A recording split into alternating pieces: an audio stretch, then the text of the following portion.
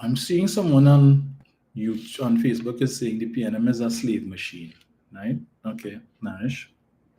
Slave machine, really, Narish? How so? Share with us now.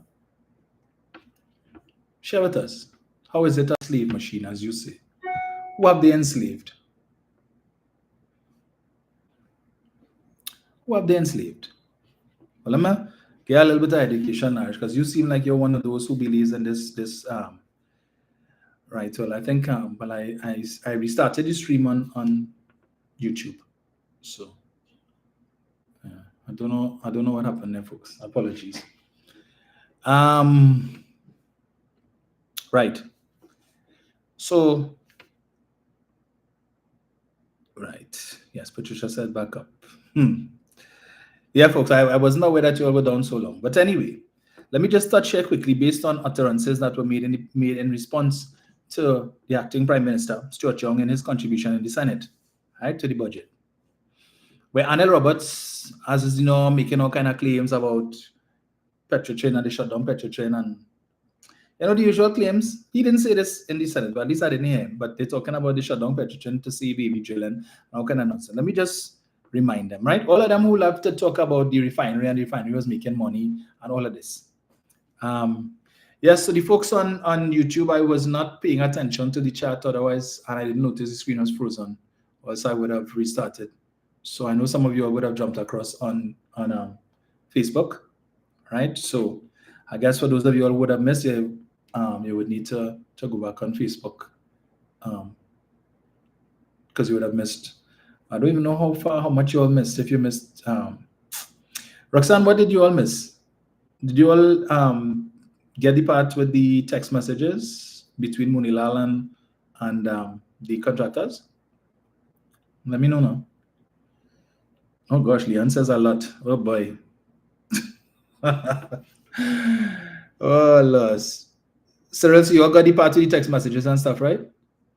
I saw he said yes. Okay. Roxanne also says plenty. Ooh, then he said you all got some of it. All right. My apologies. Right. So let me just touch this quickly, right? This statement that was made by Kevin Ramnarayan on the 4th of December 20, or the 3rd of December 14, sorry. Time to build up, not break down Petrotrin. I'm not going to read the whole thing. But he's speaking here, and this was again in the wake of Petrotrin was facing looming industrial relations action by the employees because Petrotrin had indicated to the workers that they had no money to pay any increases in salary. Listen to Kevin Ramnarayan, right? And that's for the benefit of, what's the guy's name? Narish and others like Narish. Mr. President, I rise to make a short statement on the financial position of Petrotrin in light of low refining margins over the past 2 years and the recent precipitous fall in oil prices and further shrinkage in refinery margin. So for the benefit of Narish and others like Narish, right? This is the UNC, People's Partnership Minister of Energy, making a statement in the Senate in December of 2014, in which he says he's making a statement on the financial position of Petrotrin in light of low refining margins, right? And for the past 2 years, so we're talking 2014, 2013, low refining margins. So let me define for you, Narish, what refining margins mean. It means that for every barrel of oil that they import and they turn into fuel, what they get in terms of the fuel that each barrel of oil produced, what they were selling that fuel for was less than what they were paying for the barrel of oil. So they were losing money. So you buy a barrel of oil at $100 US, let's say, and then you turn that barrel of oil into diesel. And when you sell the diesel that this one barrel of oil produced, all you're probably getting might have been 80 US. So you're losing $20. I want to ask Narish, does that make sense? Is that a sensible business model, Narish? That you're spending precious US dollars to import oil, to refine, and to refine products to sell, and then but what you're making off of each barrel of oil is less than what you paid for it. Now we know under Kamlamatics that is good business practice. Under economics, it's not. But we continue. He goes on to say, Petrotrin lost $346 million unaudited in fiscal 2014 and it just broke even in fiscal 2013. This was due to losses by the refining arm of the company. The upstream side of the company remained profitable in 2014. So again, the refining arm, you know what that means? The refinery. The upstream, as he said, remained profitable, which was the oil, looking for oil exploration, right? That side of the business was profitable. But because of the losses that we were suffering in the refinery, it was eating up whatever profit that the upstream side of the company was making. You see what it is Heritage doing now? That is what they refer to as the upstream, right? I continue. Losses in the refinery are principally due to the collapse in the gross refinery margin. Again, so this is the third time he has mentioned losses in the refinery. The refinery are principally due to the collapse in the gross refinery margin. But they're telling us that Petrotrin was making billions of dollars and Petrotrin was profitable and it was never a drain on the treasury. He goes on. The gross refinery margin is the difference between the cost of a barrel of crude oil and the value of the refined products that are derived from refining of that barrel of crude oil. Gross margin, like oil price, is variable, market-related parameter over which we have no control. The fall in the gross refining margin at Petrotrin is a feature of a worldwide oversupply of refinery capacity, compounded by the shale oil revolution, which has seen American refiners benefit from cheaper crude oil and lower natural gas prices. So you know what that means, Naresh? There were Kevin Ramnarine was telling us in 2014, you just had too many oil refineries around the world. You had spare capacity, okay? Spare capacity, which means they were producing more than enough fuel that was needed, and you had extra capacity in refineries around the world that they could have produced more, but there just simply was not a demand for it. Okay, we continue. Naresh. He goes on to say, these depressed margins have led to the closure of some 60 refineries worldwide over the last 5 years, with a further 11 currently being contemplated for possible closure in other parts of the world. In the Caribbean, 2 refineries have closed in recent years. In Europe, 13 refineries have closed in the last 5 years. Naresh, you know who's telling us this? Kevin Ramnarine, the People's Partnership Minister of Energy. Not Stuart Young, not Franklin Kahn. And every time I read this, I always ask the question, why did Franklin Kahn see it necessary? Not Franklin Kahn, sorry. Why did Kevin Ramnarine see it necessary to go and do research or to have his assistant or whoever do research into refinery closures in the previous 5 years, to put a whole paragraph into his statement that he entered into the Hansard? What was the significance of that, of talking about refinery closures? Well, let me read the next line for you. Petrotrin, and indeed the country, is not immune from this global scenario. You know what's the global scenario, Naresh? The closure of the refinery. That was the point of Mr. Ramnarine looking and doing this research. He was trying to send a message that, look, clearly they saw closure of the refinery was a real possibility based on the situation. So if it is that it comes down to us having no choice to close the refinery, please understand, it is not because of any incompetence on our part. It is because this has become a global phenomenon where 60 refineries were closed worldwide in the previous 5 years. And if the refining business was so profitable, why would 60 refineries close? And even with the closure of 60 refineries, you were still having challenges with refining margins. Naresh. I continue. Petrotrin is now also facing the specter of falling oil prices, which jeopardizes the profitability of its upstream business. So previous 2 to 3 paragraphs before, he told us the refinery was losing money, and it is really the upstream business that is carrying the company. But now with falling oil prices, even the upstream side of the business is also in jeopardy as well.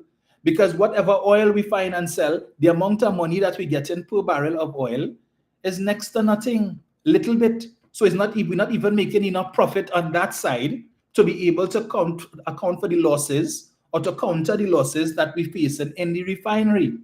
The hundreds of thousands of barrels of oil that they were importing every day because local production was insufficient to meet the throughput requirements of the refinery. So we had to import over 100,000 barrels of oil per day.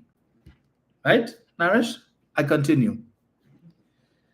As a consequence, the company has cut TT $340 million out of its operating budget for fiscal 2014-2015 as compared to 2013-2014.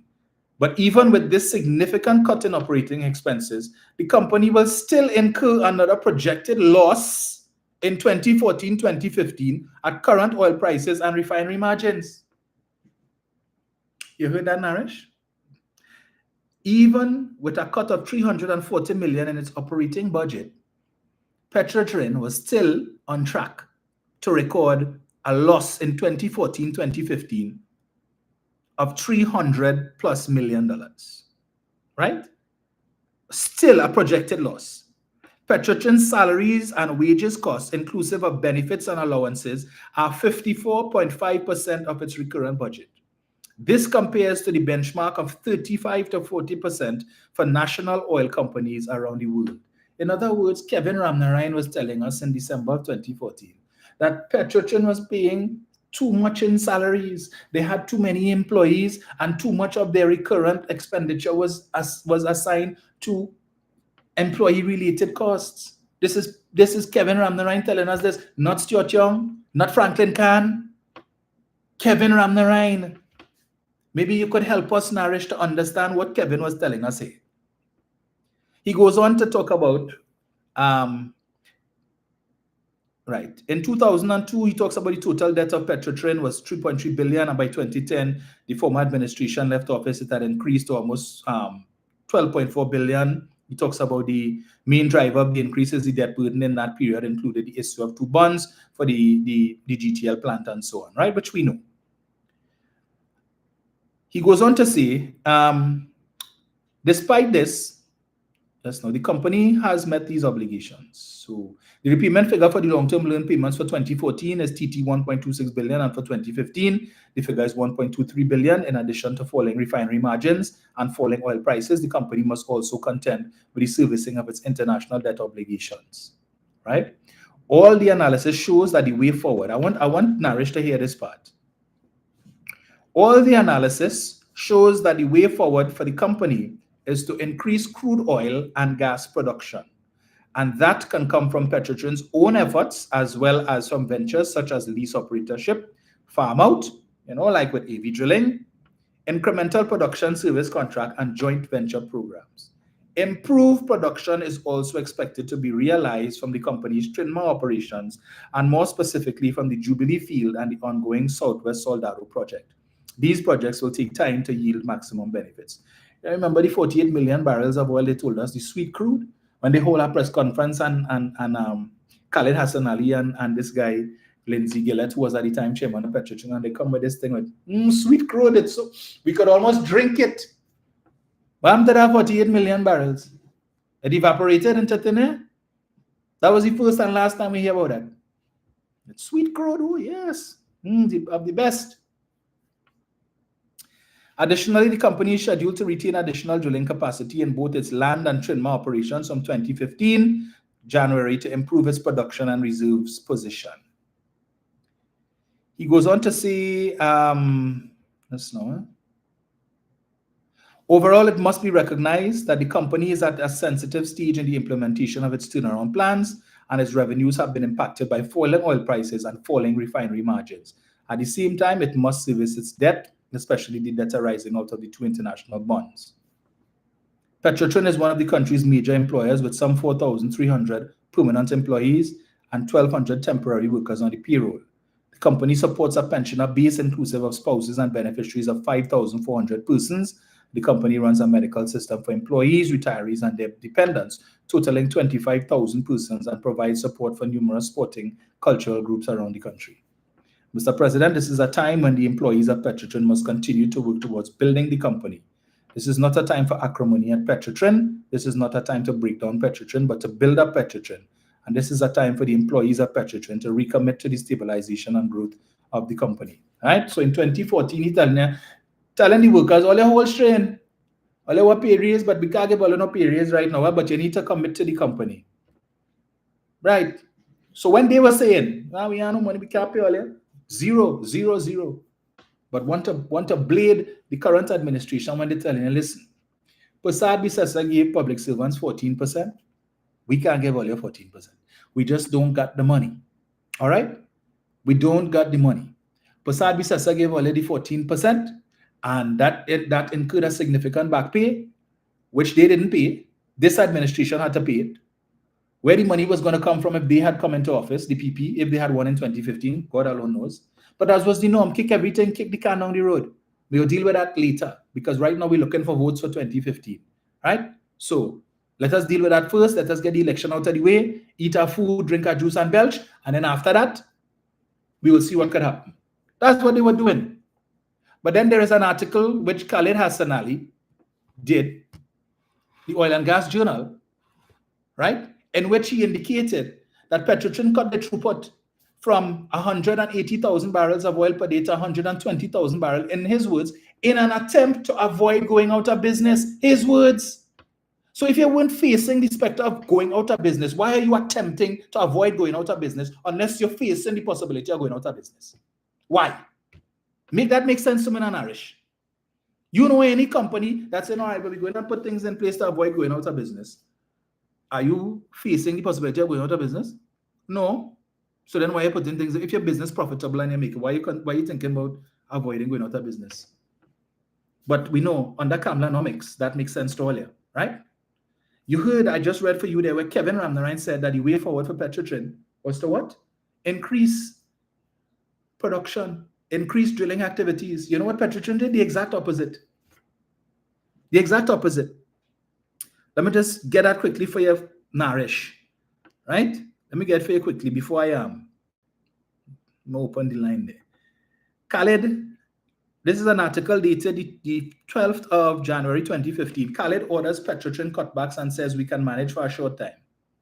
Petrotrin President Khalid Hassan Ali is forecasting a dim 2015, saying the state-owned oil company could lose 40 to 50% in revenue due to the continuing slip in global oil and gas prices. As such, he says the company has readjusted its budget and will also slash drilling and development programs. The revised budget will take into consideration its revenue forecast over a 5-year period. Revenue forecast over a 5-year period. You know what that means, Naresh? 2015 to 2020. What happened between 2015 to 2020 with oil prices, Naresh? If when oil prices were still 40-something and 50-something and 60-something dollars a barrel, they were holding their head and ball. And when this government came in, it went down to at one point, the price of oil was minus, right? It was free. Less than $0. How much money was it making? So if at 40 and 50 and $60 a barrel, they're telling it, pressure, we're making enough money. We have to be coming up with all kinds of strategies to keep the company afloat. When the price went down to 20-something dollars and $17, and then for a couple of days it was free. Things were better, and the fortunes of Petrotrin suddenly increased. But when the price went that low, and they still had to pay salaries, they still had to pay overhead costs, they still had to pay for maintenance costs, all of these operating expenses didn't go away because the price of the main commodity fell below zero. The money still had to be found. Where was it coming from? Because they didn't have money in savings to pay employees an increase in salary. We know that. That is why Kevin was prompted to make that statement. So where the money was coming from? How were they getting money to import oil? And all of that. Maybe you could share that with us, Narish. Help us out now. Help us to figure that one out. Right? Let me just get this here. So look at the real cheat up, you know. Anyway. Boy. Boy, where is it? Where is it? So give me one sec here, folks. Just touch on this last thing here.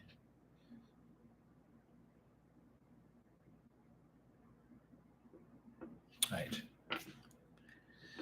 Trinidad and Tobago state-owned Petrotrin is blaming the shale gas revolution in the US and lower crude prices at Cushing, Oklahoma, for its decision to significantly reduce its refinery throughput to 120,000 barrels from 180,000 barrels a day.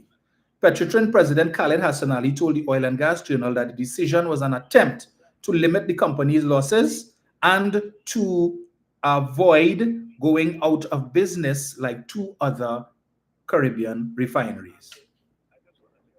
Right? But we will continue. Let me take Mr. Yates. Let me just get his here. Mr. Yates. Yeah, good afternoon. Good afternoon, sir. Yes, good afternoon. I have quite a few things to say, but I'll confine myself to 2 points in that. Go right ahead. In the interest of time. One, on the issue of this EMBD matter, I hope the UNC finally comes around to the realization.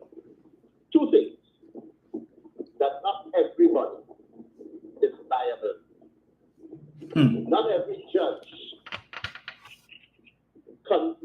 handles his business based on racial considerations.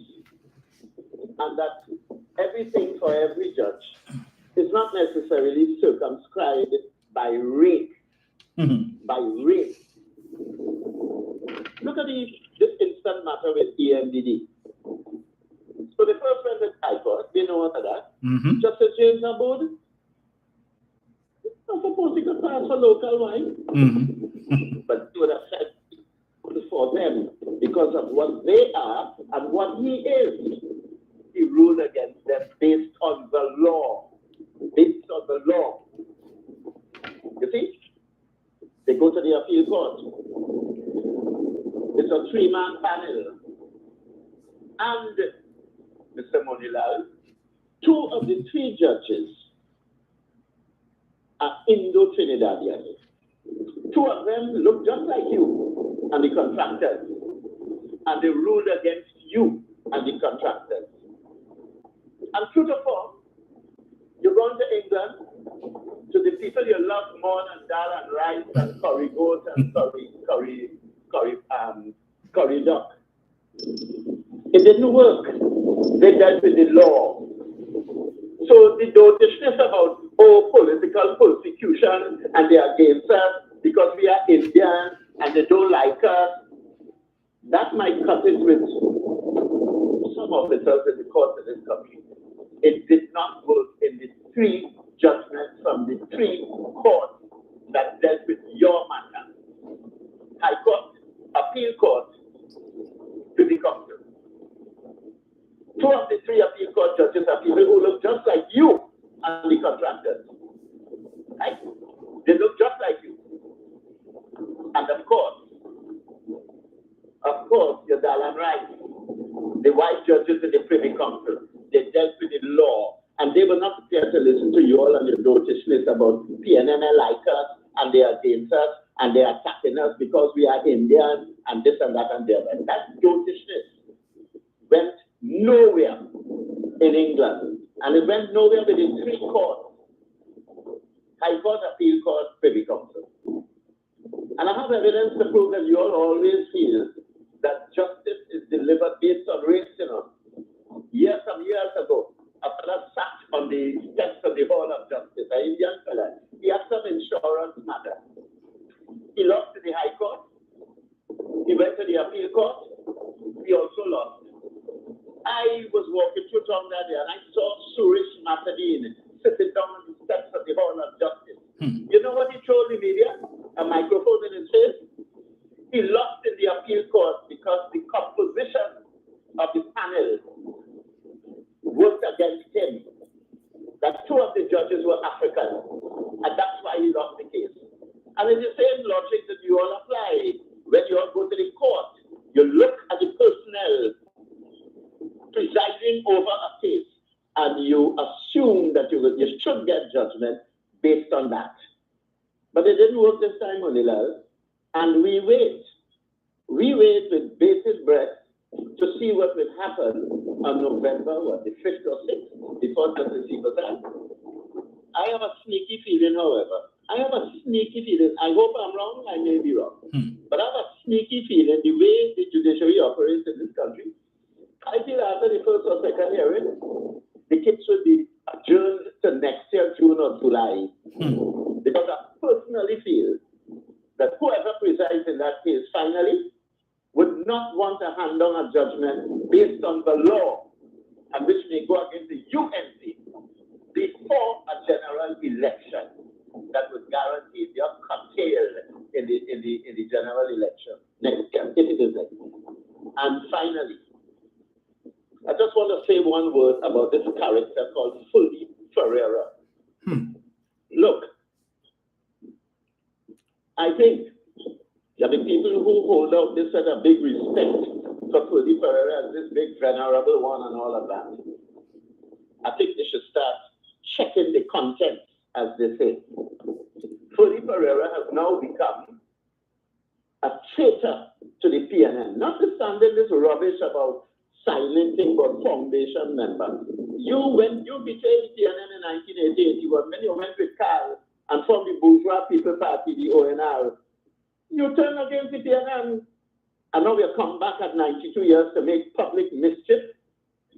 And I am just suggesting, as I close here now, those who keep Fully Ferreira very close to their chest, they would do well to revisit their position and keep an arm's length between themselves and Fully Ferreira, because he wants the PNM to lose the election. Why in your letter must you say that because of the postponement of the convention, that when the time is right, you want punishment for the PNM from the electorate? You want PNM to lose them. Therefore, as I close, those who hold Fully Ferreira in very high esteem as some elder statesman, as some fountain of knowledge, you would do well to keep very far from Fully Ferreira, because he is against the party that you support and the party you want to win the election next year. Fully should be kept at arm's length. He's a traitor to the PNM. Thank you very much. Thank you, sir.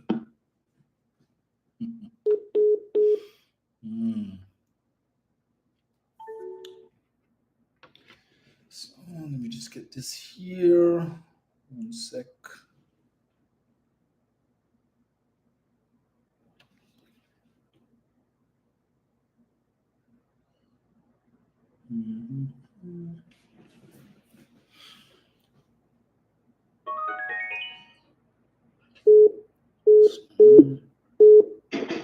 Jenny. Hi, Dominic. Hi. Hi, good afternoon to you. Good afternoon to all those who are tuning to Success 7 Things. Last night, I had the privilege of going to the PNM's Diwali celebration. And I was sitting behind a rough woman. I don't know if one of them may be on the live right now, but they're talking and she's letting everybody know. You must listen to Dominic. Dominic had the facts. Or you must go and listen. When Mr. Chance call and Jenny call and this one call and she talking it and she was excited about it and the others not too sure what she talking about. She said, I tell him all here, anything you want to know. And she going on and then she said, I must ask Sister Jenny. And she asked her, where you want to ask Sister Jenny? She said, oh God, you Sister Jenny right. And the point I'm making is this. People are listening. People are hearing. But I want that to translate into people telling others, just like that lady was telling her other friends, to go listen to Dominic, listen to Juliet, listen to Jen, listen to Mr. Chance. She's doing her part. And I wanted to continue telling others, and those that she told that, I want them to now start to do the same thing. People will feel I'm belaboring this point. And it's important. And it's not a complaint, because what we do it because we understand our country needs a people's national movement to run this country. We saw what the UNCPP did 2010 to 15, and even under Mr. Pandey's time. So I will not belabor and go over all that he went. I just want to tell people, it takes a lot of work for Dominic to come and do these shows with the research he has. You don't just get up in the morning and do a live. You have to do research. Those research takers, and I know from a fact, all hours of the night, sometimes during the whole day, to make sure we have the information with the evidence to back it up. So when we talk it, that nobody can dispute it, and if they do, we could tell them where exactly to go and get these transfers. It's a lot of work.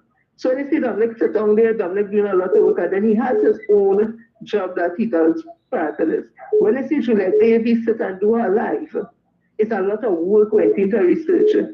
When Mr. Charles call on the phone, Mr. Yates call on the phone, and all those who call, the voices you all love to hear, they don't just get up and talk just like that. It's research that I've been doing so that I'm able to answer back and able to bring information. The work that I am doing also is a lot of hard work.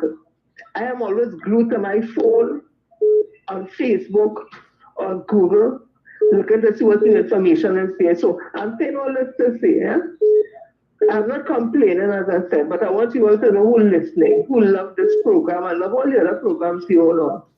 It will go to North if when next year comes for the general election, you take on the conversation of Freddie Ferreira, Lee Hunt, and others who are just speaking out now because of whatever hurt they toted, them toted, and you let that split us as a people on the ground who understand the importance of a people's national movement being in office, the importance of having a prime minister who could do the job, not just because you like them, not because, as the one to say, Tiana is a black. Tiana has never been a black party. Dr. Williams said there's no mother India, no mother Africa, no mother China. He said that because he knows we remain stuck in that space, we wouldn't be able to form a nation. And he was building a nation where every creed and race find an equal place. And just to test the theory, they said that TNM was a black party. When Mr. Chambers, who wasn't black, he could have seen that he's mixed heritage. They find he don't speak. When Mr. Manon came with African, he said, he too Sophie. Dr. Rowley come, he too black. And now whoever they think that Dr. Rowley favor or don't favor, as if there's not a democratic process that goes through to choosing a political leader. It's not whether Dr. Rowley like A or B or C. There's a process to go through. Now they find this black party can have somebody like that. So what I really want and what I really think. So I'll come back to where I started. If you all allow all the dissenting voices to make all this shift all the focus from what is important, we could end up, and this is very frightening to outcomes, we could end up with Kamala Prasad-Bissessar and the UNC, who everybody saying, she owns saying how they thief kleptocratic government, how there's what lagoon liquors, lavas liquors, they all come out and say that. And if all they want to be swayed by these dissenting voices, but PNM is a black party. And sit on home because I don't like he, I don't like she. And allow these people to get back into office with all the work that has been done in the energy sector by Dr. Keith Christopher Rowley to make sure that we come back on par with our gas because our oil is greatly depleted. That is why they had to do away with this refinery. Not the areas where the gas was going down in the petrochemical areas. That is where making the money. And if we have all these gas contracts, the gas making the money, and only allow the UNC and Kamala with a group of people, everybody called kleptocratic, peace corrupt, the whole UNC corrupt, who say who involved in human trafficking for them to come back in. Let me tell you something. Don't bother to like me. Because it's not about liking me. Don't like Dominic. I could talk on Dominic behalf I feel. Don't like Dominic because it's not about liking Dominic or Mr. Chance or Mr. Yates or Juliette Davis or Ms. Felix or Google or Bruce Wayne and John and Darren Marshall or Sherman Wilson. It's not about that. We want the information, you will get in here, the information we just set up all night. Bring it to you all to put in a show. We want you all to take that. Educate your children, educate those that wrong you, educate your family and friends so that 2025, they ain't going to the polls saying PNM is a black party. Or I don't like he or I don't like she. They're going to vote for the People's National Movement based on the fact that they understand. To do anything else is to bring our country to doom and gloom, mayhem, confusion, and chaos. And you also take that and put it in your pipe. If you don't have a pipe or anywhere else, I'll smoke that. Because that to me, is the God's honest truth. And I don't have a habit of lying to nobody. So people have a blessed weekend and know their assignment come 2025. Cannot allow the UNC, Kamloops Assassin Center, to get back at our treachery again. We cannot allow them to be there for the future of our children. We simply cannot. It will be on us and our names will go down in history if we don't make the right choice. And that right choice is the People's National Movement 2025. Dominic, have a blessed one. And nice day. Everyone have a blessed one. Thank you, Jen.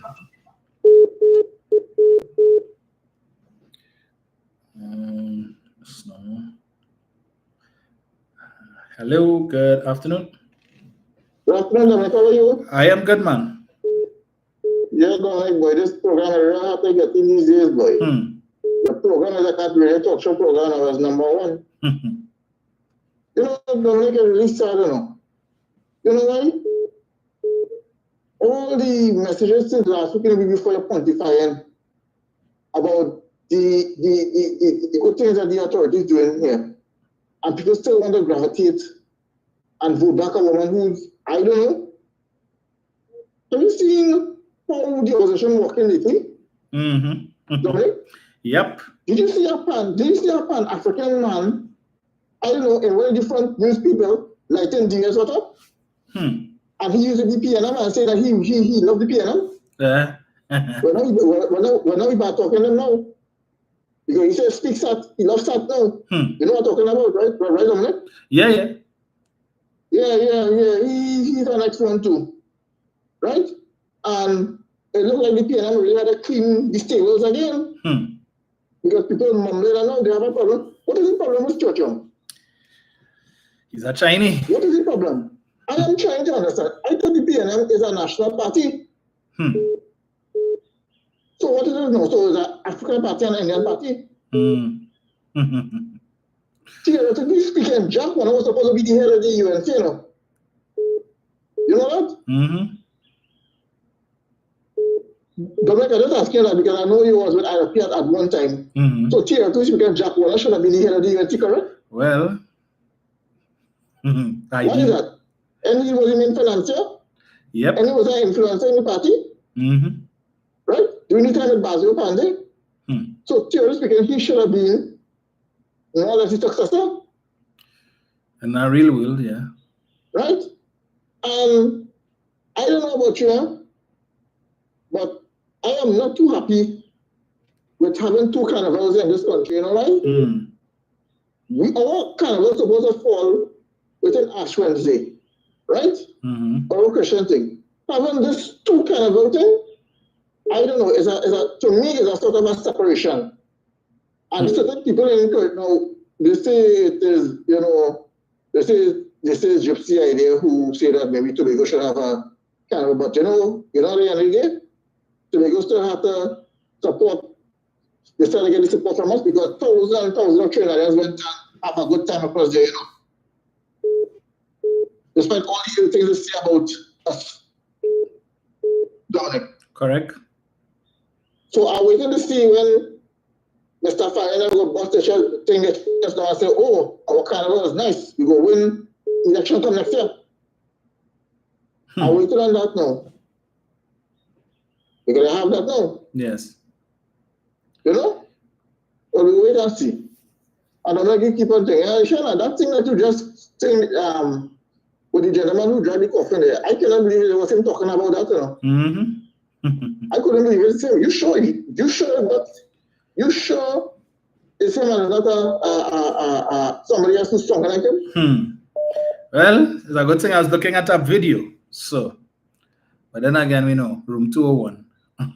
They're studying PNM business, but look what's going on in UNC. Yes. Right? They're studying about the so-called alleged trafficker in the party. Right? They're studying about person who have alternative lifestyle. They're studying about that. The next time when you call somebody a Zami, and according to the open dictionary, Zami is something totally different. I don't know what they're talking about. You know? I'm like, well, you are good there, and don't let nobody jump you. Particularly that one they call Mr. River there. I know you call just now. picture button and he will give a call just now. For sure. Not good enough. You too. Hello, good afternoon. Hello, good afternoon. Yes, sir. Right, I get in early, so you can't say I call it, eh? Right, good afternoon to all the listeners and callers of Facts Are Stubborn Things and another segment of getting the facts out to the public. Right, first of all, let me say, tonight, no, Lord have mercy. Last time was a really extravagant experience, and it was really, really good to see that a party that people deem, quote unquote, as a Black African party would have a diversity of cultures like last night, the Diwali celebration.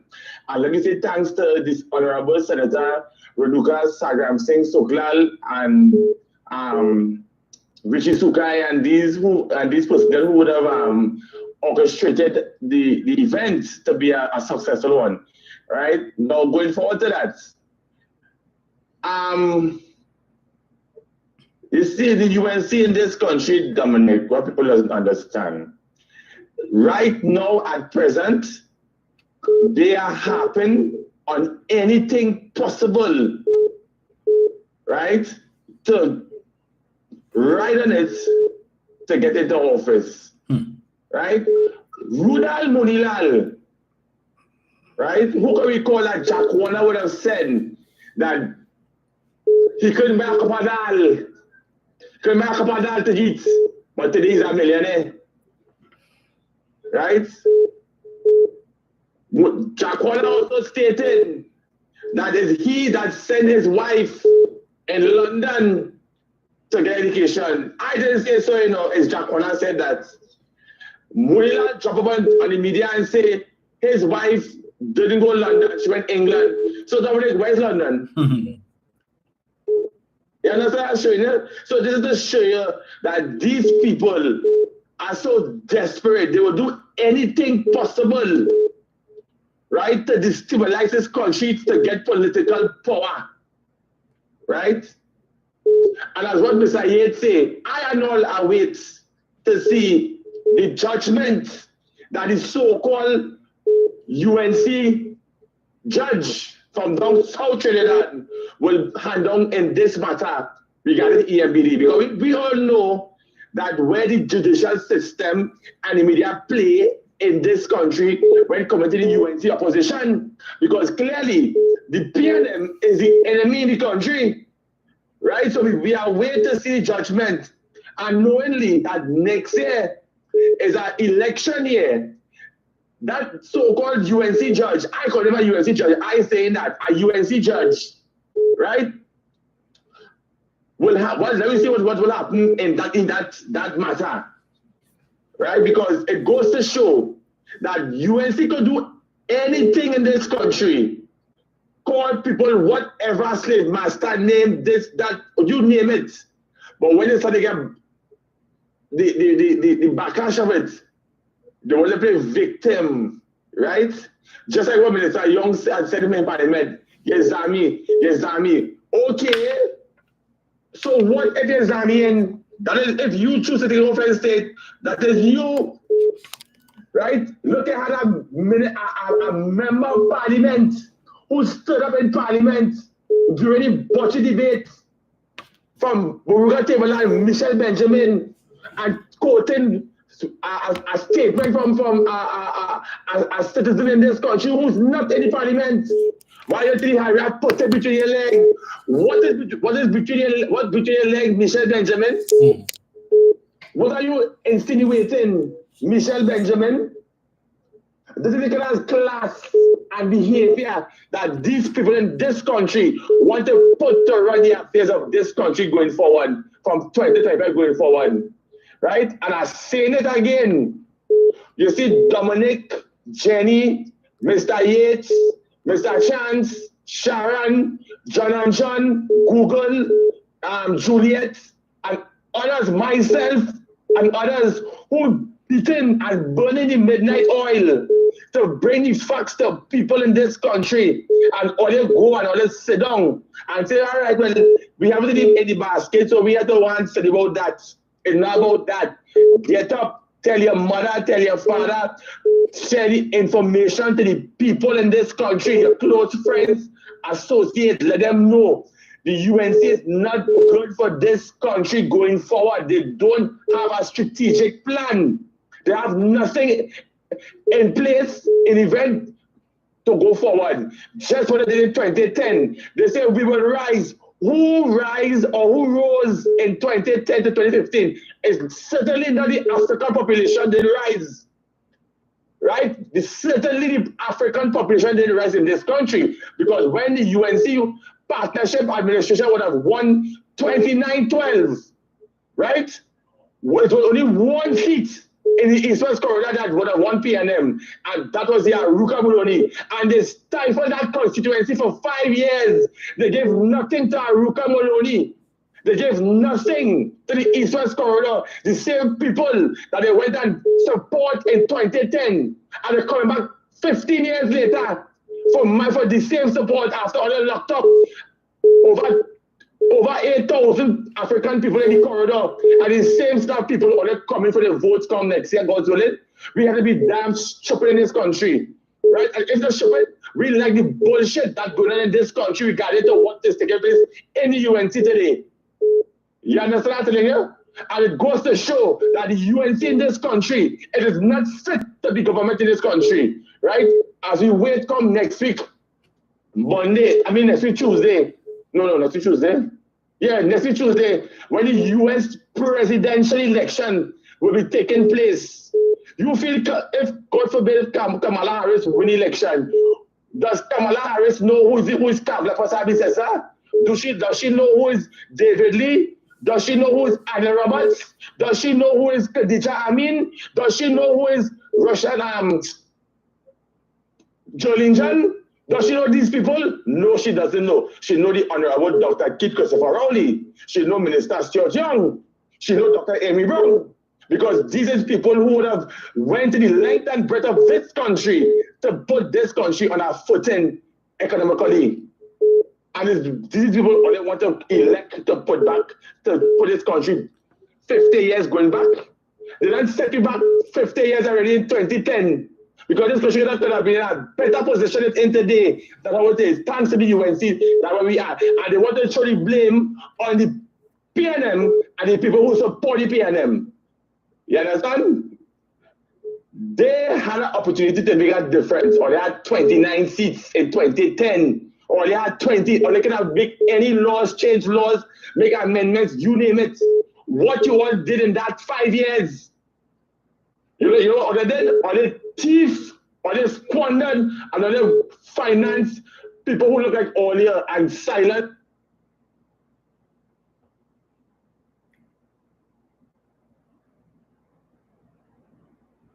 Okay. Go to what went on there. Eric. Let's see. Just now. Hold on.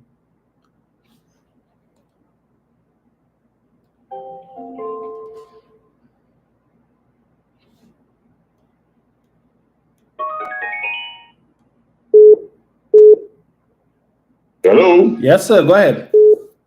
Hi, yeah. Oh, before you ask this. Yeah. So, as I was saying, I don't know what to tell you. Yes. Anyway, the same Kamala business who stood there, who you had a former member of Parliament for Tobago, West or East, I think it was, stood up in Parliament and tried to demoralize Dr. Rowley, his family. Where is the apology then? But you have people like the Wendy and them want Minister Young to apologize because why? She's a woman, she's a class. Kamala no blasted class. She have none. She had none when she was Prime Minister. She have none in the position, and she have none going forward in the future. She have none. You understand?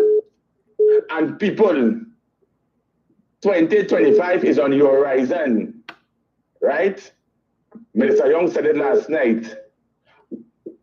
This country have an option, it have a choice.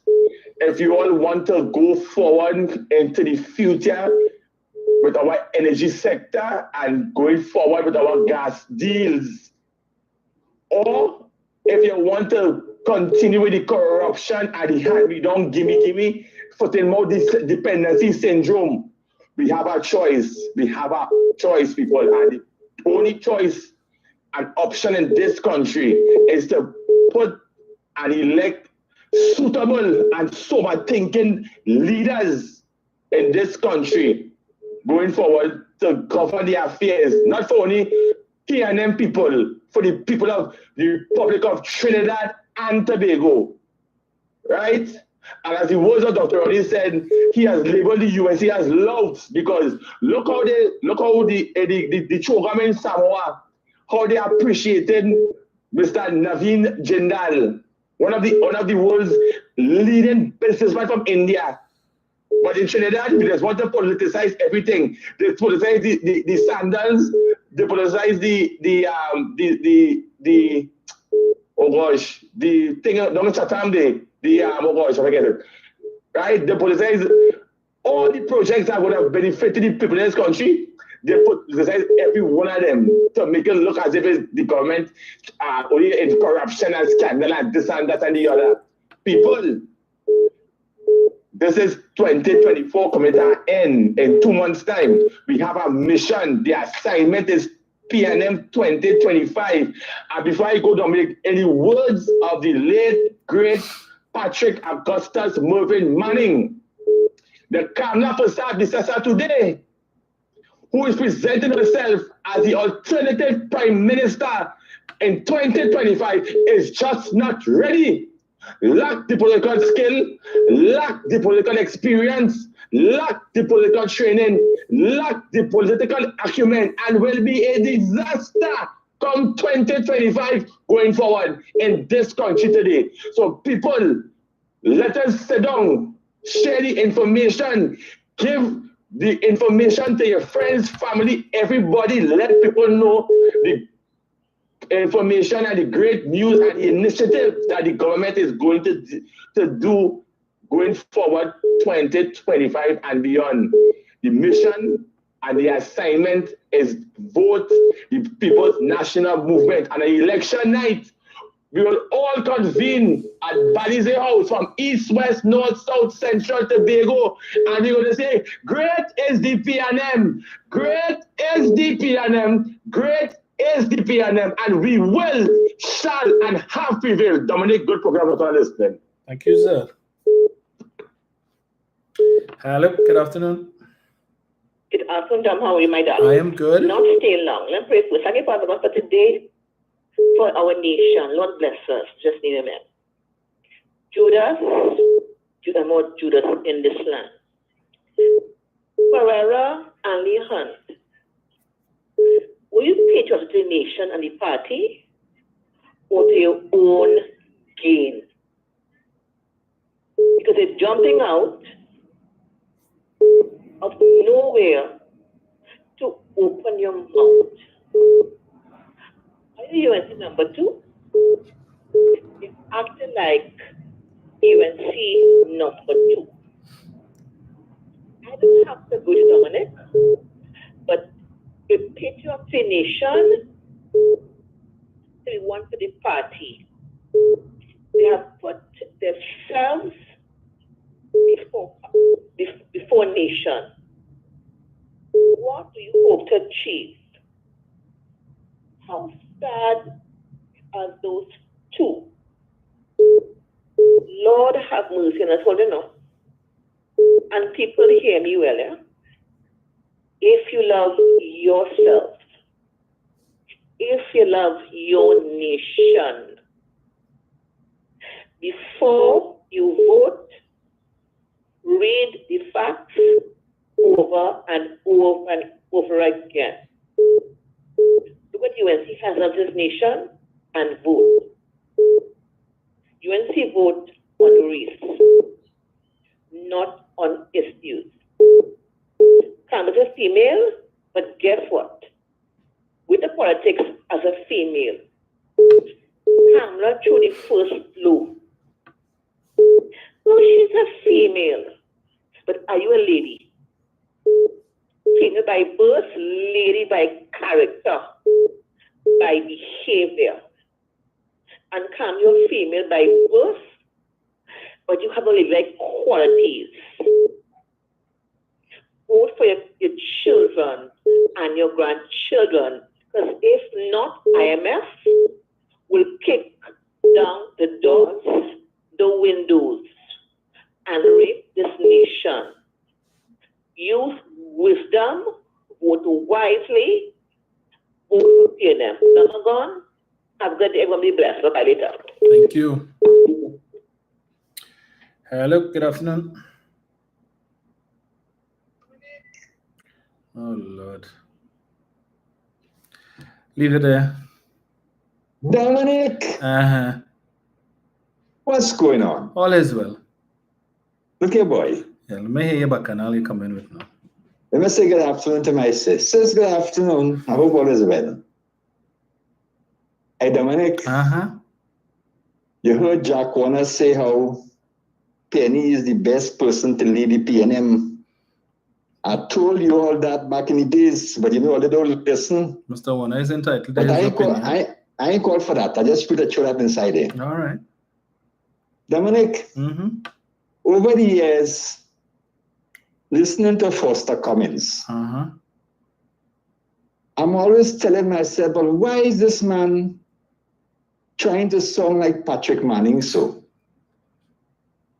You know, it's last week on the news, I heard a political analyst talking about those who might want to lead the PNM and mention Foster Cummins.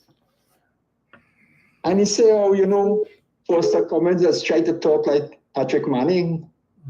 Dominic, I just throw my hands up in the air. Dr. Rowley does do the same thing. Watch his hand movements. Is Mr. Manning.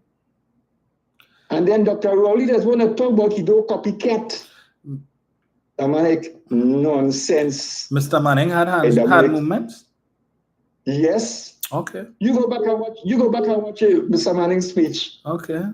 And watch hand movements. Same thing Dr. Rowley they be trying to do. So let me ask you, when Mr. Cummins want to talk like him. When Mr. Manning was alive and he was the leader of the PNM, Dr. Rowley didn't used to speak on the platform.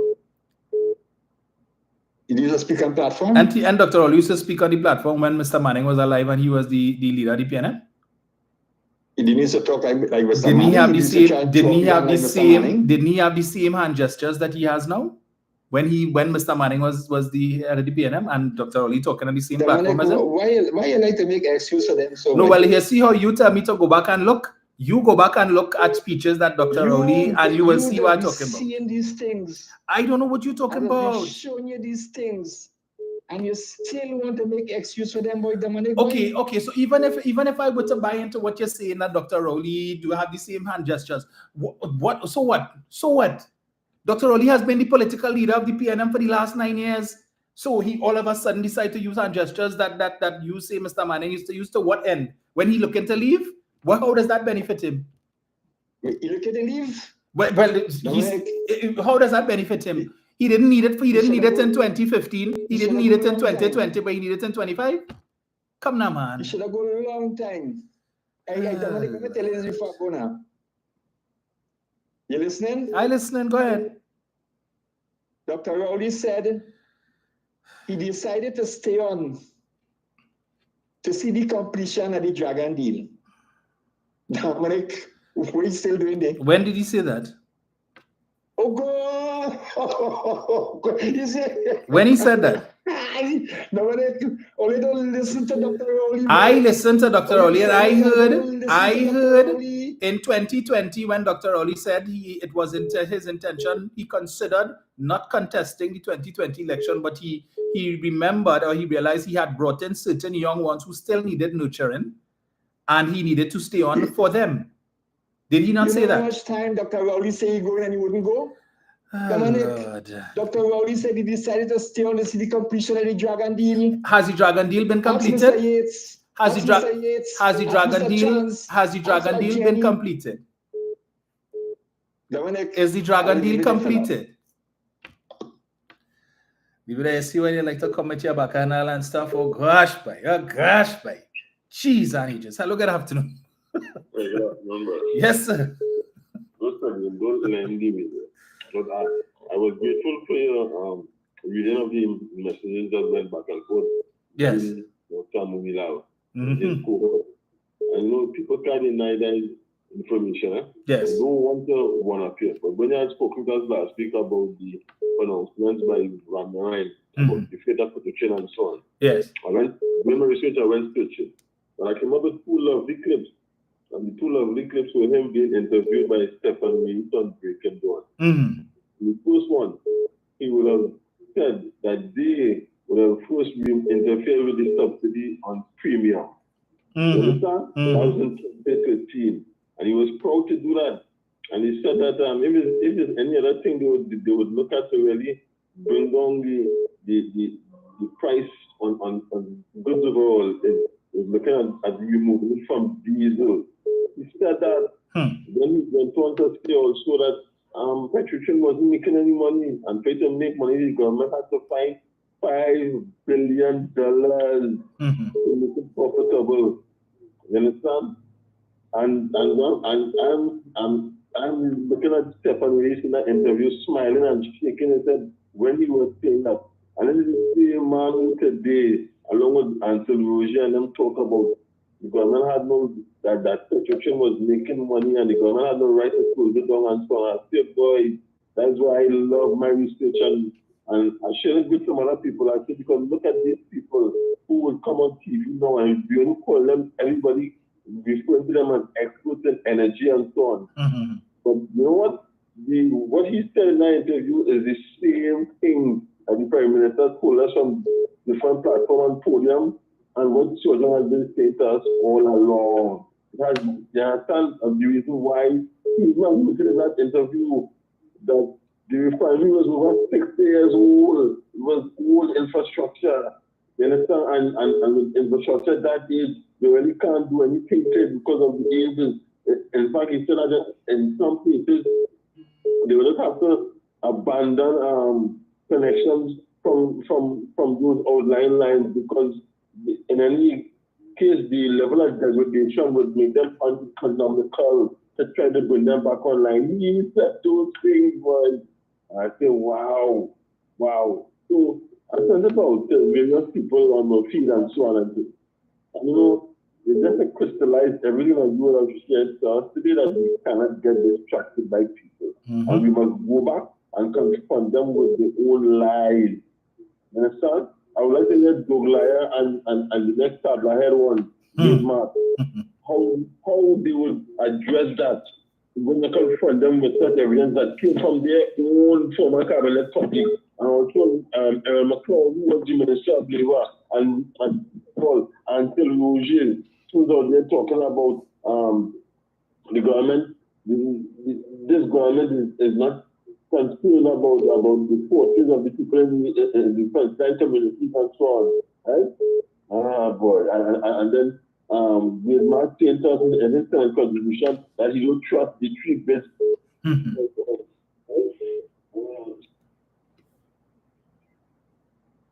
Because these people have to have the money to be able to start the refining at a cost to them which they will be prepared to accept.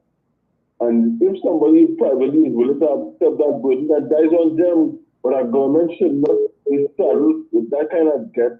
That Petrotrin was totally, and which Mr. Ramaran in 2014 was keen to admit that was going on. So I don't know, share that with you and the national public. And if people want to go and do that research, they can go and look for it as well. They're on YouTube and plenty other, we don't forget in other form and things, right? I remember when I also watched one when he talk about signing the deal to explore the oil in the deeper regions of the East Coast, there, over 1,000 meters and off Tobago East Coast, right? What came of those drillings, Dominic? All were found to be dry, not so? All were found to be in quantities that were not commercially viable to bring to market because of the depth and the scope of work that you would have had to do to bring it to market. You understand? Yes. But people don't want to hear that. And these duplicitous, lying, hypocritical people still be out there and people referring to them as experts. But if if they need experts, you can talk to Mr. Young and the Prime Minister, and you need people like yourself, or even somebody like Dr. Professor Andrew Jupiter. Them are the experts they should refer to. Correct. Or the former head of BP, Robert Riley. Speak to them people. Or even Colin Hudson and somebody like that. Speak to them and they could give you the facts. So I want to thank you for bringing that to life with Mr. Muila, and let's hear them run and say that is happen. And like I say, great program as usual. And always a pleasure to listen to it and enjoy all the banter afterwards. Take care, have a good Sunday, brother. You too, sir. Thank you so much. Always a pleasure to have you. Mr. Chance. Good afternoon, sir. And how are you, sir? I am good, sir, and yourself? Well, one day at a time, one day at a time, sir. Again, I want to commend you on your insight and the way you put the matters together and connecting. First of all, I want to say publicly that I want to congratulate Jen and Eric for the work that they do, going out of their own space to bring some of these national events live for us. I appreciate it a lot. I was on my bed last night and I saw Eric and Jen bringing the Diwali celebrations live for us. I want to thank them, really thank them sincerely for the efforts that they are making towards the development of Trinidad and Tobago. Thank you, Jen. Thank you, Eric. And certainly, I also want to join with both Eric and Jen. First, in terms of the importance of the message, and I'll tell you why. I'm going to make a quick comment on Petrotrin, but let me just make these two little comments first. When both Jen and Eric spoke about the importance of the message, the importance of carrying the message out, because it's not a secret society, and that's important. That is how you change public opinion. You share it around, and I'll tell you why. Last week, I was in a particular place doing some business, and there were 4 of us in line to do the business. Well, the place in which I was waiting to do my business, the people were a bit tardy, slow, and all of that. And the gentleman behind me, one of them said, "Why God, look how this place is. We are coming to do business here, and these people don't seem to be interested in us. They seem to be taking us on." And in that same breath, that gentleman said, "Them people just like rowdy." He said, "I am a quotation, I am a businessman. I'll tell you why I say I have to share the message." He said, "I'm a businessman, I just do real business. And when I hear rowdy say boy, can you just that explain, I'm right here. When I hear rowdy say boy that you're going to tax them people who selling water, then people who selling nuts, boy, and the lady who bring out, she taking the tray, boy, I say, oh, God, that man has to go, boy. Oh, God, boy. If I'm not telling that, I tongue wagging my mouth to talk, but I say, no, I know how this place is." So the point I'm making is this. You have to understand that there are people out there talking gobbledygook, poppycock, and barrel wash, and it is seeping into the population. These are presenters on the radio talking that, and it is seeping into the society all over the place. Because I heard it on a platform on 91.9, those 2 people talking about they were going to tax those people. Then there was another something on TikTok, where a guy pointed out that is seeping into the knowledge, into the space of our citizens. That is why they carry the message around. Because you are hearing it now. The Minister of Finance, in his presentation in the House of Representatives, debunked that. He says that is not so. They will not fall into the Revenue Authority. And when he was closing up the debate in the Senate, he said it again, underscore it again. These people will not fall into the tax bracket. So we have to continue to speak, because there are people out there with poisonous tongues and poisonous pens. And we have to make sure that we correct that. Very quickly now, let me go to Petrotrin. And I'm going to brief on Petrotrin. And well said, Dominic, with respect to Petrotrin. I'm going to be reading, and I know, as Danny said, when we speak here, we speak from a source. I'm quoting my source. My source is The Guardian, the 25th of the 11th, 2015, 25th of November. Here the statement of the Guardian. Financially troubled state of the energy company Petrotrin. When you say a business is financially troubled, what does it mean? Is it giving money? When you hear financially trouble, what do it mean? It means it's getting trouble to keep its finance and to pay its debts and to operate. Financially, according to financially troubled state energy company Petrotrin suffered another blow. This after it was downgraded by Standard & Poor's. You know Standard & Poor's is? Standard & Poor's is an international credit agency that rates 193 countries of the world. They move around the world and give you a credit rating. And based on that credit rating, people invest in your country. So that is significant. They said that they're downgrading Petrotrin. And here this part. This comes 6 months after another international rating agency, Moody's, downgraded Petrotrin. So 2 of the top international credit agencies in the world downgraded Petrotrin. You think if you're making money, they downgrade you? They say you are financially troubled. That is why they downgrade you. Now, let me tell you, let me give you the other part now. I'm going to the other part. You spoke about Mr. Hassan Ali when he said that they go out of business. I am quoting now in 2015 again, the new chairman of Petrotrin, yes, the new chairman of Petrotrin, yes, Mr. Andrew Jupiter. I quote him again. He says, unless the trend of spending in Petrotrin much more for the company's earnings, the company will soon go out of business. You know, same thing as I said. Unless that trend of spending in business is curtailed, the company will soon go out of business. Jupiter went on. Petrotrin is in a perilous state, right, and must take steps to address the current urgent challenges. You hear that? A perilous state. Soon go out of business. So what are they talking about? I heard on 91.9 they brought 2 gentlemen there to talk gobbledygook and poppycock. I don't know more than there saying that Petrotrin was making money. Well, I have here Petrotrin was financially troubled. And I have here, there are 2 international rating agencies. You think if you go to Europe, they ask anybody who's Kevin Ryan, they say, who is that? You think anybody know who's Kevin Ryan? Who's Mariana Brown? They know that? They know. They know the credit rating agencies. Moody's, Standard & Poor's, they know that. Those are internationally rated. Kevin Ryan, who is that? Kamala Prasad, you say, sir? Who is that? Mariana Brown.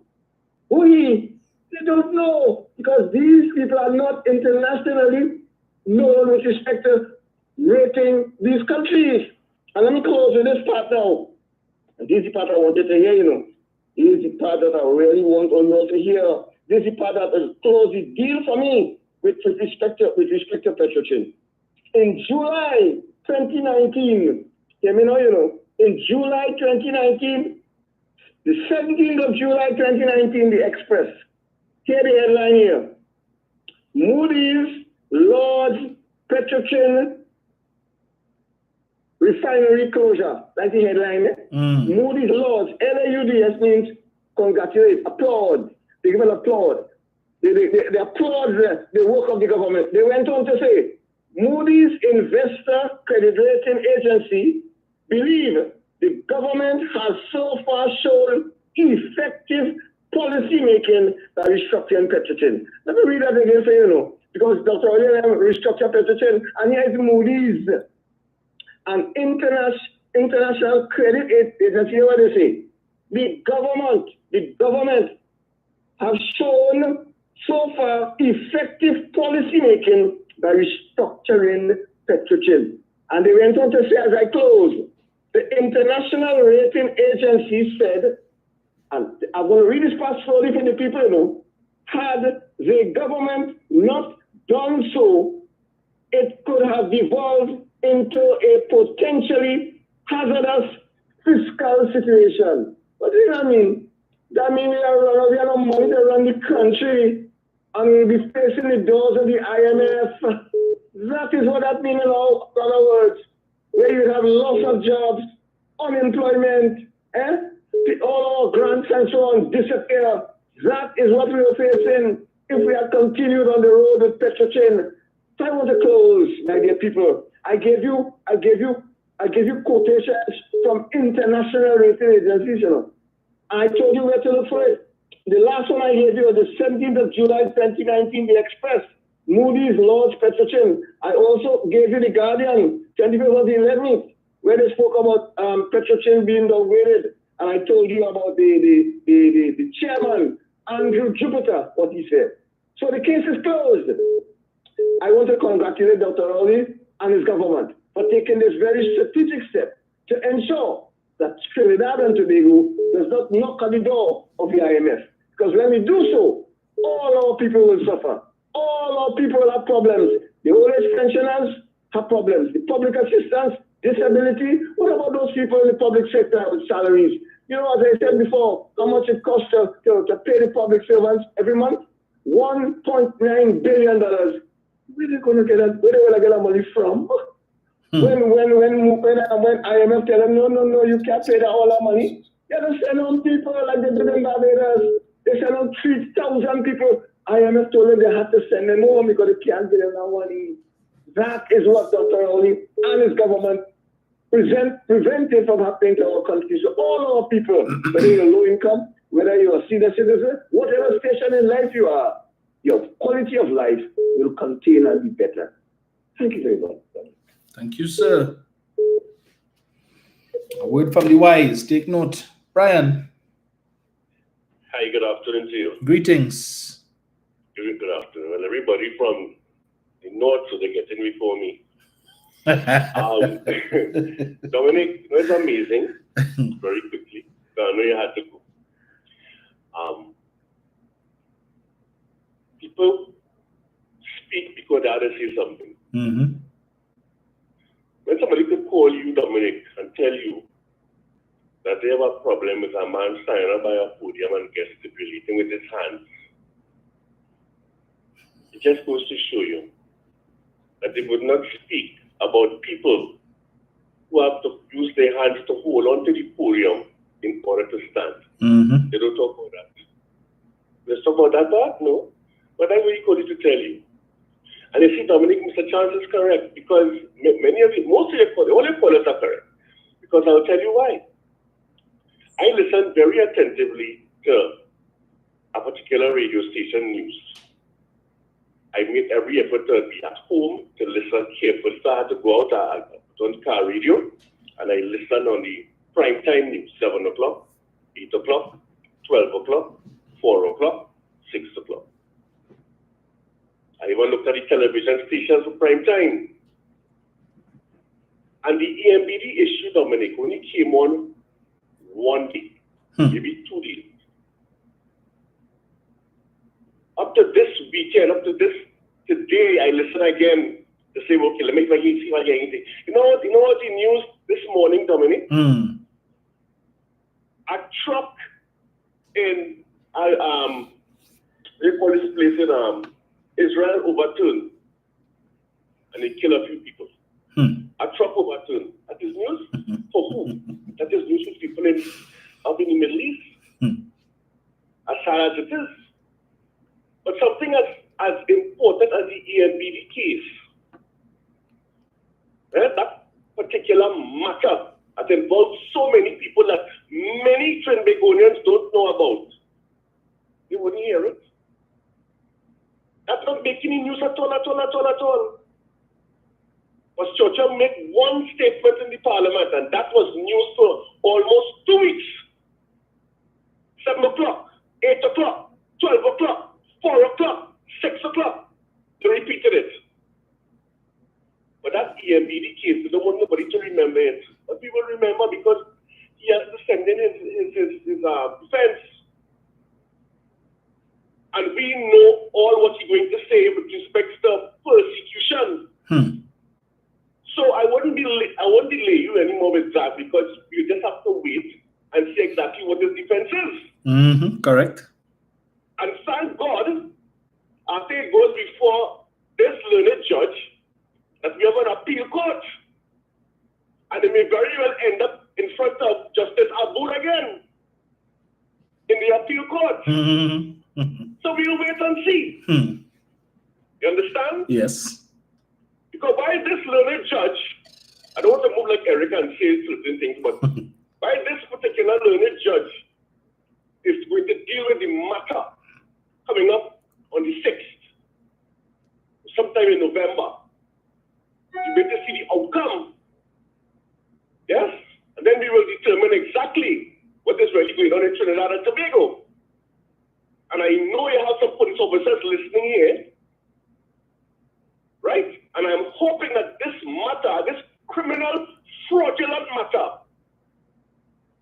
is sent to the DPP. You understand? Let the DPP determine exactly whether or not a case can be made out against these people. Because I'm going to give it this to happen, woe be unto us if UNC gets back into office. They will do it again. But they mightn't email this time. They will talk face to face. Correct. You understand? The same way they want a cashless society. Because they don't want the money to follow the money. So there was a blanket on this EMBD case issue all week. All this weekend. And I doubt you will hear it until after the case is called. That is what we have to face in this country. That is why the gentleman, according to Mr. Chance, could stand up. Because there are only certain things being preferred, because everybody else, all were bought out yet, waiting to get their share of a buyout if UNC should get back into office. Understand? And that is what we have to face. So Kenny always says how many people are speaking on behalf of good governance. Such as and all the others, Simpleton, you understand, Mr. Yates, everybody, Eric, everybody, and all the other callers who call in, always speak on behalf of good governance. And there are those others, when they speak, it is repeated in the dailies because they get a page in the papers to talk this stupidness for people to read. And certain people, ignorant as far as I'm concerned, as a businessman, as Mr. Chad said, will stand up and make that statement. And if he only thinks a little, he'll recognize that that does not make sense. And if he only looks at the parliamentary channel when he has an opportunity, that the finance minister explained that ad nauseum in both houses. But they wouldn't do that and listen to that, you see. They're like the little bacchanal. So we are a bacchanal country. And I prefer to believe the bacchanal than to believe the truth. That is where we are. Dominic, again, ad nauseum, we come back to the Petrotrin and the refinery. And I don't know how to explain this again, right? But I have certain friends in there still. And I asked them, what is the condition of the refinery today? I asked over on Friday. And he told me that the refinery has deteriorated over the last 6 years. I wasn't surprised. He said, but that was expected. He said the company has spent a lot of money to try to keep it in a particular manner. Right. But if anybody has to come and take it over, there'll be a lot of stress testing, a lot of other work will have to go on before. And it's talking about this is just a physical look at the refinery. He's not talking about the internals of this old refinery, Dominic.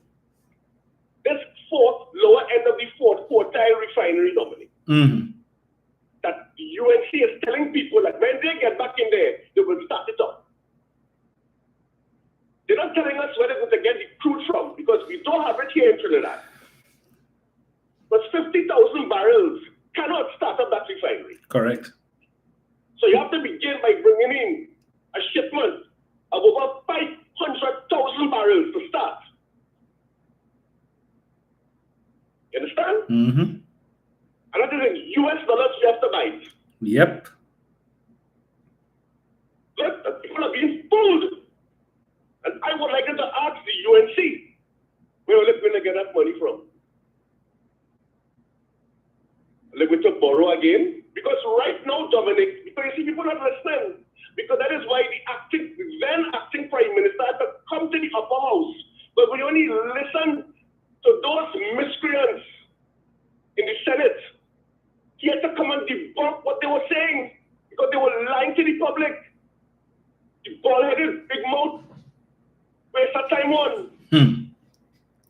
But lying, just literally lying, and the minister shouldn't have to come and put in and to repeat what he had said in the lower house. You understand? He even told them and he reminded them that we are still owing over $400 million for crude purchased. And they keep just refinancing it because they don't have the money to pay for it. Yep. Because you know why, Dominic? Because no, we can pay for it, you know, Dominic. But you know what people telling them who they have the money for? No, we don't want $50, we want US dollars. And people don't understanding that. It's $400 million, over $400 million US dollars we have to find to pay for that oil. You understand? And the foreigners may have been paid for it, you know, Dominic. But you see the local banks who may have secured the loans. Yes. They want the money back in US currency. But that is the business of the refinery. That is the business of the crude that they would purchase locally and internationally. You remember A.V. Gillen, when that issue came about? What you were saying? That Petrotrin owes him how much? $84 million US dollars. Remember? People must remember these things. You don't sell your oil in TT dollars. You sell your oil in US dollars. Locally and internationally. And that is still on the books for Petrotrin to pay. So if people want to go and listen to Kamala Prasad said so that you could start up the refinery, and they wasn't losing money, and the refinery could make money, well, you go ahead. Because the refinery, what they did, Dominic, to fool the people, they amalgamated the exploration and production books together with the refining books that say, hey, look at it, the company making money. So they hid the fact that the refinery was losing, and they knew it was losing. That's why they came out and they spoke about it periodically. But nobody wasn't really listening. They was hearing, but they wasn't really listening at the time. But now we putting back the facts of the matter. Even Kevin Ramarang had said last week, well, the opposition leader wants to start the refinery, let her go ahead, and I think she can start it back. I said, what? What is she saying? What is she saying? How is she doing that? This woman didn't even know that we had shares in Atlantic LNG. What's she about the refinery? And Rose is supposed to know better. But everybody gets promised something. So everybody quiet. And you see when they're getting, if they're getting there, Dominic, you know what they will say? Well, looking at the books now, looking at the facts now, we don't think we'll be able to do it right away. Correct. We have to outsource a buyer. That is what they're going to say when they get in there. The same thing they did with the pensioners. When they promised them monies. And when they got in there, what they told them? I'm a sprint.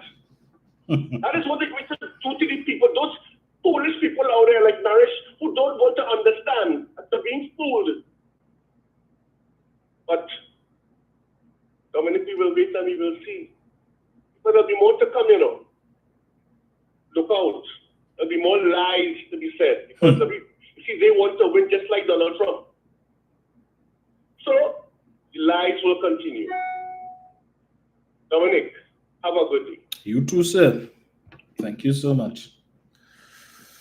Right, so 225, folks. Yes, misprint indeed, Roma, Roach, Thomas, that's what they told us. And make no mistake about it, all the promises they're making out today, they're going to do this and do that, and if they get into office now, they'll come and say, well, you know, we couldn't fix the economy because the damage that was done by the PNM over the 10 years was so much, you would need 20 years to fix it.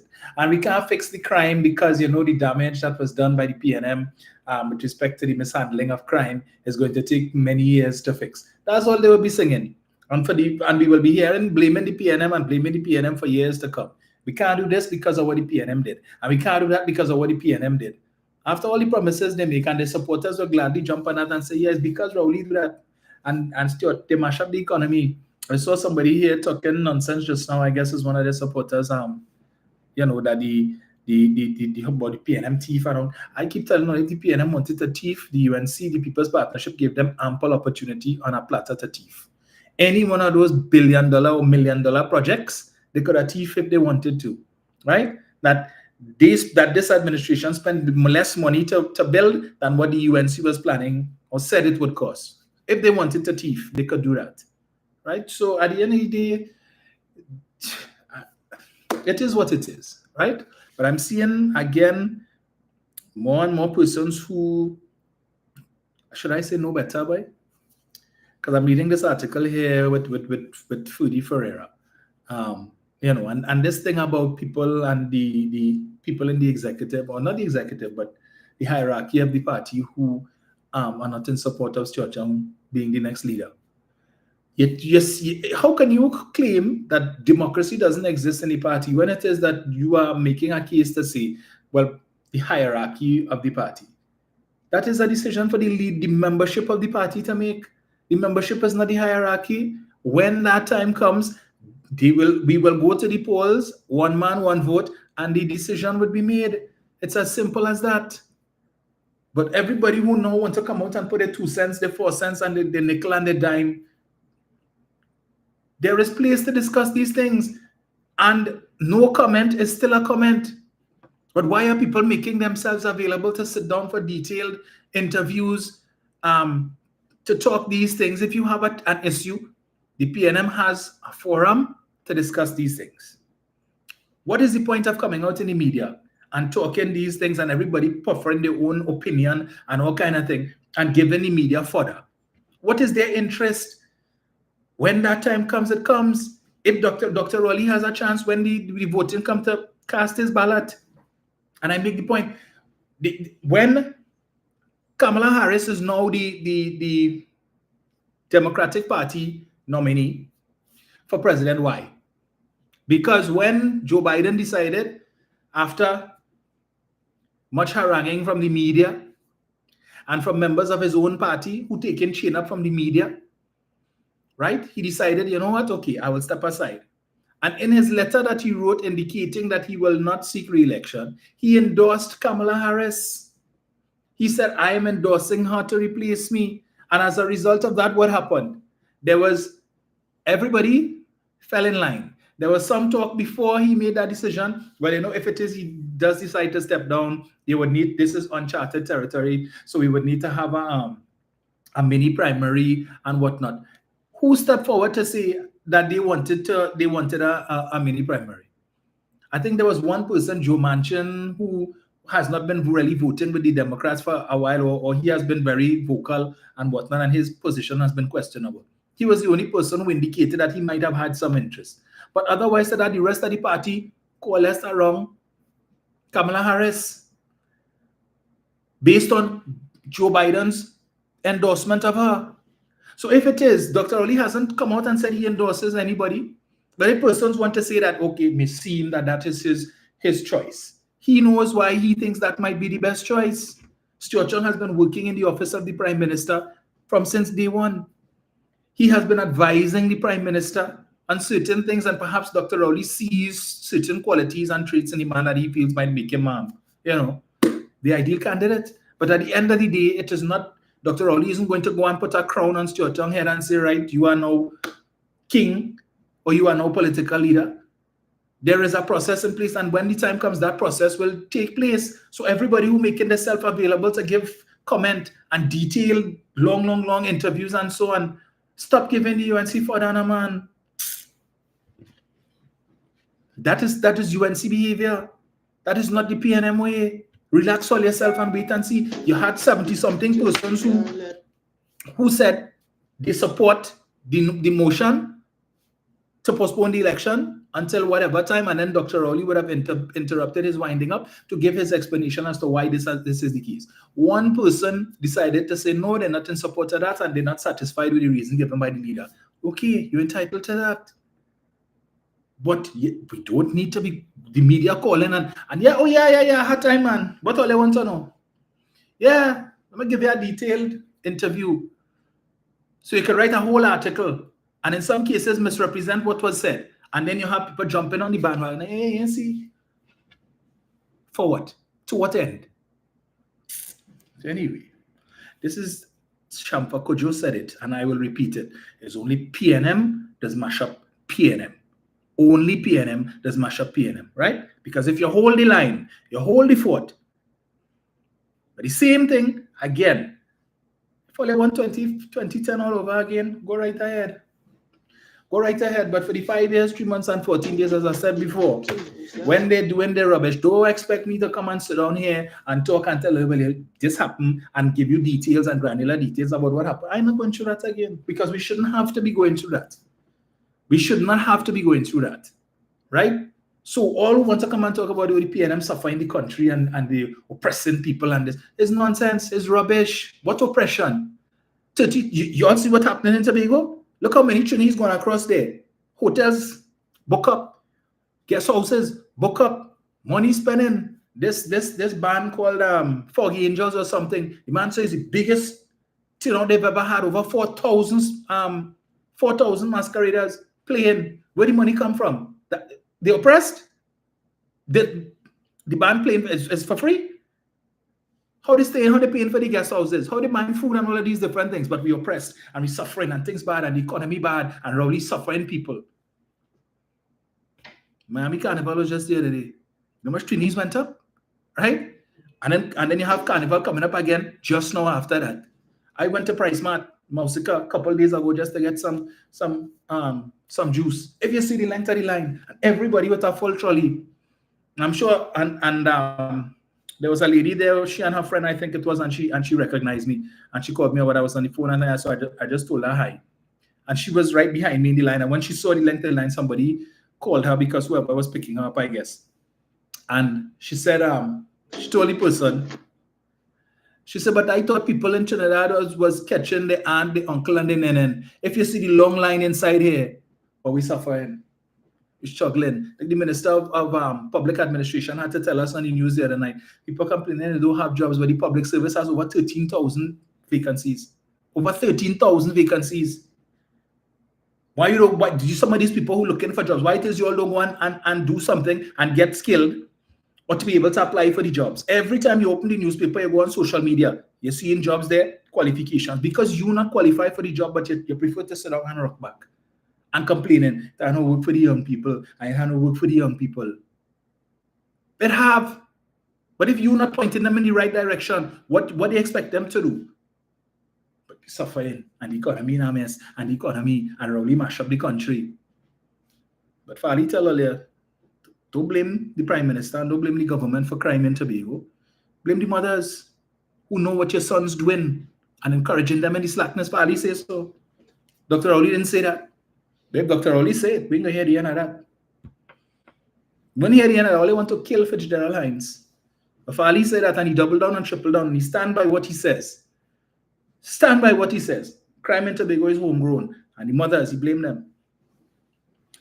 I'll just take this last call here before I am. All right, let me see what's going on. 2:35. Thank you folks for joining me. Always a pleasure to have you all and to share my thoughts on a few things. Do my research and bring the information. So let's see what's going to pan out with this EMBD matter. All right, we wait with bated breath to see, because the judge, Justice Abud, was satisfied just based on what was presented so far that Munilal have a case to answer and money to pay. But even if he make a jail, we will satisfy ourselves with him being pauperized. Okay, having to pay back monies. Last call. Hello, good afternoon. Hello. Hello, Dominic. Yes, sir. Dominic, the type of thing that the hypocrisy that we have to deal with, it's true, we're suffering. But I saw it on the news too, and I couldn't believe it. You mean to tell me Trinidadians and about Tobago and all that money just have a good time in Tobago? And you have to find boots. You have to find money for reservation to renting people homes and hotels, right? And breakfast too. Yes. And also money for excursions. Right? Yes. And they have to find money to come back home. We will have a good cool Well, how much I spend time? $5,000, $10,000 to go to Tobago, Dominic? Well, How much money? Mm. What's the average? What's the average money to spend in Tobago? Well, a better money. Discussion. Yes. A bit. And people suffering in this country. Right. Another thing I have understood too. What are the headlines? You know, what gets me vexed? Let's talk about Paria and LMCS. You know, people still saying relatives to sue Paria, but they put the main culprit, LMCS, as the second. Why is it going to go put LMCS as the main culprit, Dominic? Can somebody tell me why? What are they insinuating that Paria is still liable for the people the people deaths? Isn't it the people, the company who hired those guys to do the job should be more liable? Yep. So what is the newspaper trying to... I'm like, you see me? I don't think this country too happy. And I hope all the people there who are talking about the people suffering from Africa and Tobago, including Tobagonians. Yes. How about them? You too, sir. Thank you. Right. Folks, thank you all so much. Tune into Darian Marcel this week. I say no more on that. All right. He'll have a lot to say. Yeah. So it should be an interesting week with Darian. Those I didn't tell earlier. Right? But anyway, Altair says exactly, no thanks, YNC nothing, all them cases gone through, remember that. Then he says yesterday in Price Mart and La Romaine, the line's long. My daughter left and say, so we'll be back another day. I don't study them. She doesn't write. They are doing interviews because they want to feel important. They don't realize that they had their time. McDonald Bando says that. And I'm seeing some articles in today's Express. Again, the media. LaHunt warns of PNM members the dangers of unwavering loyalty. And then on the other page, Cummings gains ground spooking Young's supporters. And the media is right there to try and drive a wedge. And Bacchanal, because they need to uphold this thing with Bacchanal in the Balize. Right? Anyway. May the best man win, yes? May the best man win. Folks, we'll talk again on Tuesday morning, 6:30. Tuesday is a holiday. So I guess Thursday we could probably do 11 o'clock, Tuesday being Diwali. Yes, I saw Annette says Juju is on tonight at 8. So you all can tune in to Julia Devi on her Facebook page, J. Sharon Devi, tonight at 8 o'clock.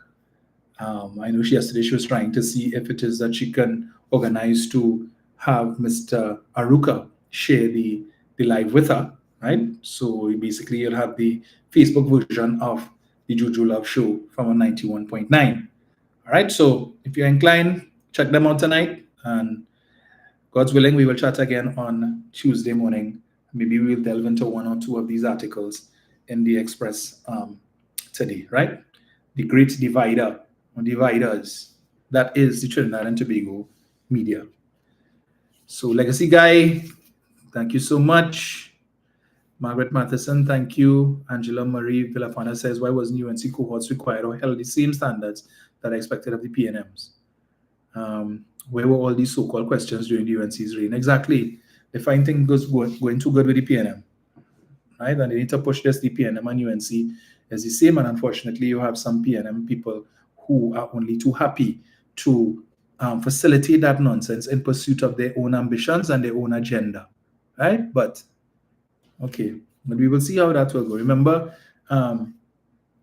it's not just about, how I should put it, boy, who could replace Dr. Rowley and get the PNM faithful to support them. Huh? You also need somebody who has crossover appeal, who could get other persons who support other parties, persons who are on the defense to vote for the PNM. All right? So when that time comes, y'all know what to do. Make your choice. Make your choice. Whoever presents themselves, what they have to offer, hear what they have to say. And we'll see what happens or what takes place from then. Angie Sherry, thank you so much, Sedena. Gillan Jackson, same to you. Point Kumana Sharon, Sign Atu. Same to all of you guys, Denise Bramble, Anne-Marie Montique, Melka Rock, Wilma Young, Donna Seeley. We chat on Kurt Show. Thank you guys. Enjoy the rest of your weekend. We will chat on Tuesday.